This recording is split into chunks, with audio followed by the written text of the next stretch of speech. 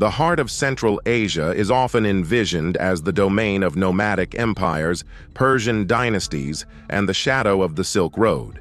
However, buried in this diverse historical landscape is the compelling saga of a Chinese-origin dynasty that not only ruled over a vast swath of Central Asia, but also shaped its political and cultural trajectory during a volatile era.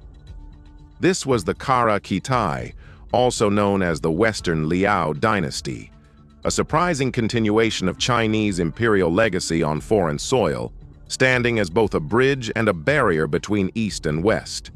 Emerging from the ashes of the once mighty Liao Dynasty of northern China, the Qara Khitai's rise and rule from 1124 to 1218 mark one of the most unexpected and intriguing episodes in Eurasian history. The story of the Qara Khitai begins in the dense forests and expansive plains of Manchuria, homeland of the Khitan people.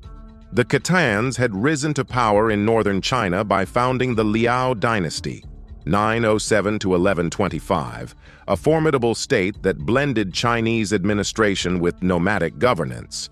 For over 2 centuries, the Liao Dynasty ruled with imperial might, often rivaling the Song Dynasty to the south.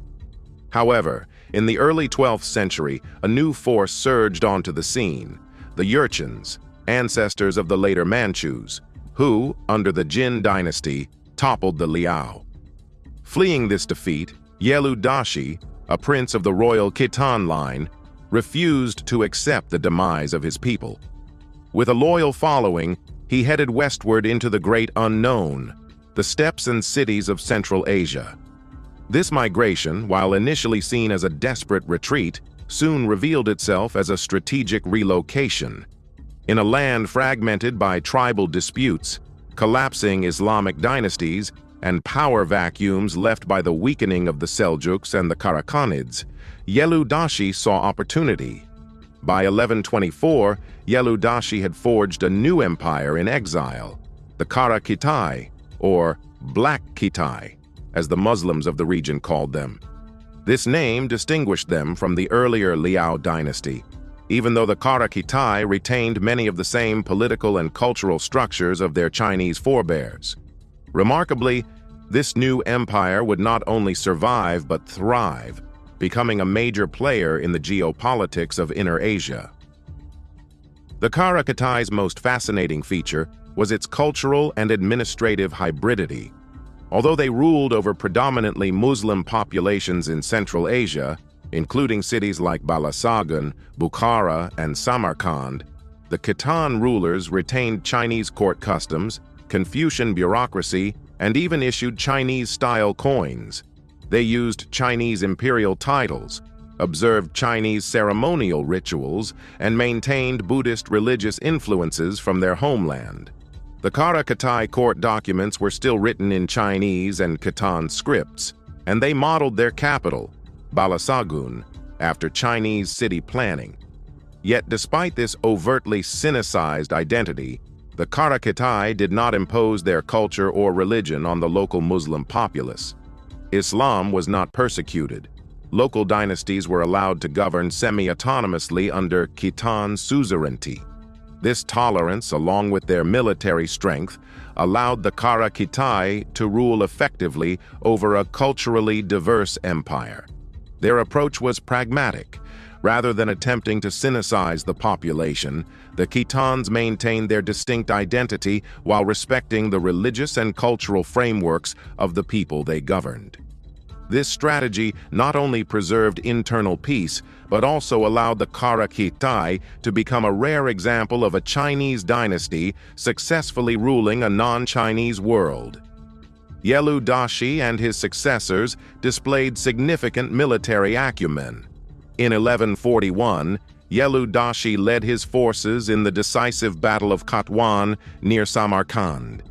There, his army crushed the Seljuk Sultan Ahmad Sanjar's forces, a remarkable feat that reverberated across the Islamic world.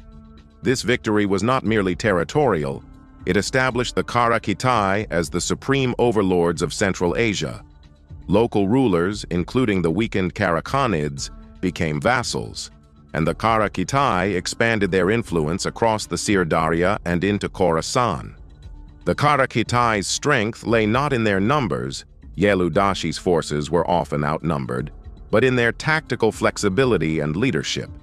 They combined traditional Chinese military organization with the mobility and archery expertise of the steppe.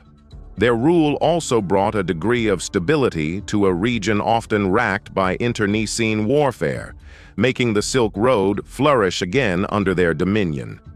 At its height, the Kara-Khitai Empire stretched from the Ili River in modern-day Kazakhstan to the borders of the Khwarezmian Empire in Iran.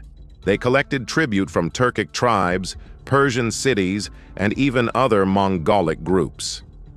Ironically, despite their Chinese heritage, they would later be seen by the incoming Mongols not as compatriots, but as just another foreign enemy. By the early 13th century, the Mongols under Genghis Khan were rising like a storm in the east. But even this burgeoning empire found itself confused by the Qara Khitai. Were they Chinese? Were they Turks? Were they something else entirely? To the Mongols, who had only recently begun to engage in large-scale geopolitical diplomacy, the Qara Khitai were an enigma. On one hand, they resembled the Sinicized court traditions that the Mongols would later adopt themselves. On the other, they were a military threat and an obstacle to Mongol dominance in Central Asia. This confusion wasn't limited to the Mongols. Muslim historians, such as Juvaini and al-Nasawi, often referred to the Qara Khitai as Cathayans, a term derived from Khitan that would later become synonymous in Europe with China itself. To them, the Qara Khitai were foreign rulers, non-Muslim and alien in custom, but nevertheless legitimate in their power and formidable in battle. This identity, neither wholly Chinese nor entirely Central Asian, allowed the Qara Khitai to play a unique role in the pre-Mongol geopolitical order. They were the other Chinese, whose presence challenged the assumption that Chinese dynasties could only rule within China proper. In a very real sense, they demonstrated the global reach of Chinese-style governance and culture beyond its traditional borders. By the mid-12th century, however, cracks began to appear in the Qara Khitai Empire. Internal dissent, rising regional powers, and overextension all began to sap its strength. The Karakhanid vassals in Transoxiana grew restless, and the rising Khwarezmian Empire to the southwest began challenging their authority. The final blow came not from a grand military campaign, but from within. In 1211, a Naiman prince named Kuchlug, fleeing from Genghis Khan's Mongols, sought asylum with the Qara Khitai. Initially welcomed by the reigning empress, Kuchlug married into the royal family. However, he soon betrayed his hosts, seized power, and declared himself ruler. Unlike the Khitans, Kuchlug was hostile toward Islam, which quickly alienated the local population. This internal turmoil gave Genghis Khan the perfect opportunity. In 1218, a Mongol general named Jebe led a campaign into Qara Khitai territory, ostensibly to pursue Kuchlug. The Mongols were welcomed by many Muslims, who saw them as liberators from Kuchlug's tyranny.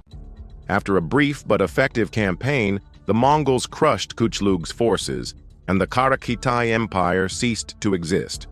Thus, the final remnants of the Liao Dynasty vanished, not in China, but in the deserts and mountains of Central Asia. The Qara Khitai's historical footprint is remarkable for its paradoxes. They were Chinese rulers of a Muslim world, Buddhist monarchs in Islamic cities, nomadic warriors who practiced imperial Chinese bureaucracy. Their empire did not last long, yet it left an indelible mark on the region. Perhaps their most enduring legacy is the cultural memory they left behind. The name Cathay, derived from Khitan, would become the medieval European name for China, used by Marco Polo and other travelers. It reflected not the Song dynasty or even the Tang, but the Qara Khitai, a Chinese dynasty in exile that had ruled Central Asia with unexpected legitimacy and success. They also serve as a reminder of how fluid and interconnected medieval Eurasia truly was. The fall of a dynasty in Manchuria could give rise to a new empire in Samarkand. A defeated prince could become a conqueror. A Chinese court could flourish in the shadow of the Pamirs. And all this would ripple into the histories of Islam, China, and the Mongol world. In modern historical studies, the Qara Khitai challenge the rigid boundaries of nation and empire. They reveal a world where identity was multi-layered, where conquest and culture intertwined, and where power could travel farther than anyone expected. The story of the Qara Khitai is not merely one of migration or military might. It is the story of reinvention, resilience, and the strange, compelling fates of those who refuse to vanish quietly from history.